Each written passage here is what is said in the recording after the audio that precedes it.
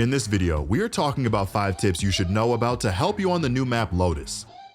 What's going on, guys? It's your host Sergeant Frost here. The start of episode 6 is now here, and the new map Lotus is coming in hot to the game's rotation. Riot has shortened its swift play lifespan, and it's coming to ranked and unrated sooner than past maps, as it will be available in those queues next Tuesday. So if you're going to be thrust into games on the new map, we thought it would be helpful to give you guys some tips that you need to know to play on this map.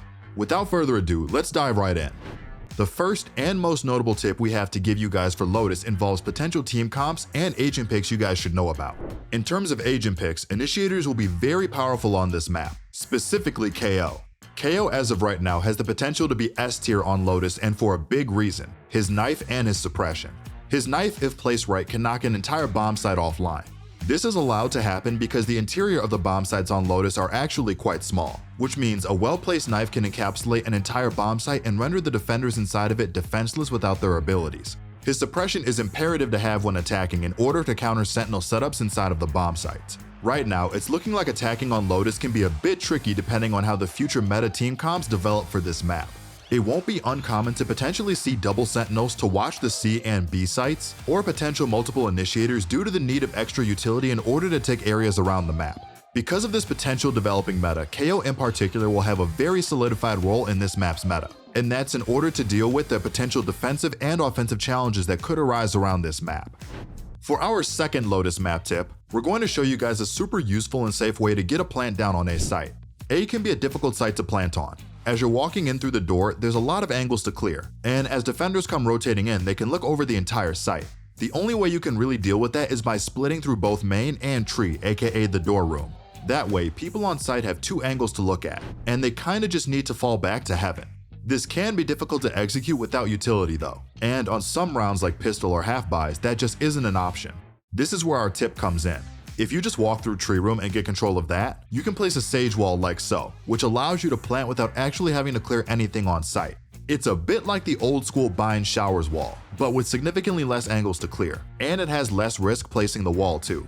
It's easier to execute, and it's also a lot more effective. All you need is one sage wall, and you can basically do this strat, making it a great option for both pistols and half-buys. It might not be the best for gun rounds since the round is guaranteed to play out in a chaotic way after the bomb goes down, but when your team is on pistols, shotguns, or SMGs, chaos is your friend.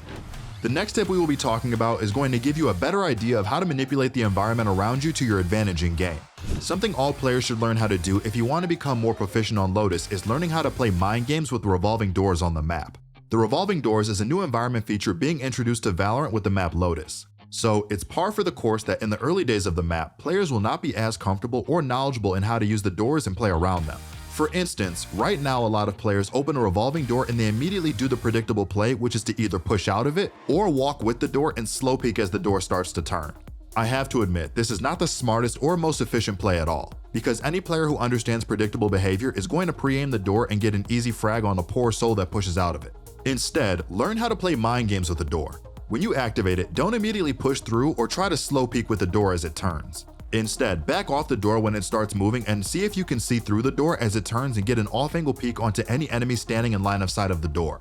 Right now, a lot of players get antsy when the door starts turning if they weren't the one who activated it. In response to that immediate anxiety, the player who didn't activate the door is very likely to expend a lot of utility into the door in quick hopes that they don't get immediately pushed or offed as the door turns. You can mind game players that you know are on the other side of the door by activating it and getting them to blow a lot of their abilities in response to the door turning. This is a great way to get utility out of the enemy for free, and it's a very safe and low investment way to do it because all you have to do is press the button and then back off a bit to a safe angle.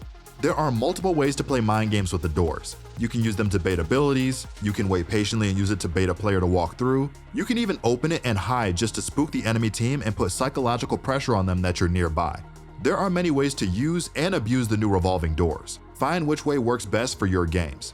Before we go over our next tips, I'd quickly like to mention that if you're serious about ranking up, we also have a website, ProGuides.com, where we post guides made by pros and offer coaching from Immortal and Radiant level players. If you set a goal for yourself for the new episode, this is your chance to do it. Everything's available for just $8 a month now. While we're on the topic of interactable environments, let's talk about our 4th tip, which is learning how to use the breakable door or vent on Lotus. So for namesake, let's just call the breakable door on this map Vent. Vent is a great tool for defenders depending on how you use it, but in that same breath, it can also be a double-edged sword for sure. So let's start off this breakdown by saying that the vent can help defenders in two ways. If you want to hold B site better, you can opt to not break the vent so that you know attackers can only come through one easy to hold small corridor. Just buy a judge and you may as well put up a no entry sign. Plus, as an added bonus, you can put a defender in the vent room where they can hold the site with their backs fully covered as long as the vent stays up. There, they can even use the vent as an escape valve if the site gets overrun by attackers and they need a way to get off a site and play retake with their team. This is one way vent being closed can still help defenders. The second way it can help defenders is if you need an easy rotate route to A, you can break the door off rip so that the rotating defenders can have an easy cutoff point for them to rotate through and come up behind attackers if they are pushed up deep into A site. This can work against defenders though. If you break the door and lose control of A main, or if the defender playing in vent's room gets killed, then you just gave the attackers a free side access point into the B site for free. The point of this tip is that the vent can be a double-edged sword for defenders. It can help you hold B site or give you an easy rotate point for you to use. But on the flip side of that coin, if you give up control of A main and vent room, you can give the attackers more ways to get map control for free. The last tip we have for you guys today for the map Lotus is to be aware of where you're running on the map, because it's easy to give away your position. What we mean by that is that Lotus has very distinct running sounds due to the multiple different terrains across the map. For instance, this map includes walking sounds including wet mud, water, concrete, grass, and sand. If a defender is nearby and they are tuned into the sound on their headset, running across multiple different terrains can easily give away your exact location to a nearby enemy who will have the drop on you before you even get close to them. Walking is your best friend on this map so that when you want to flank and sneak up on players, you don't immediately give up your position.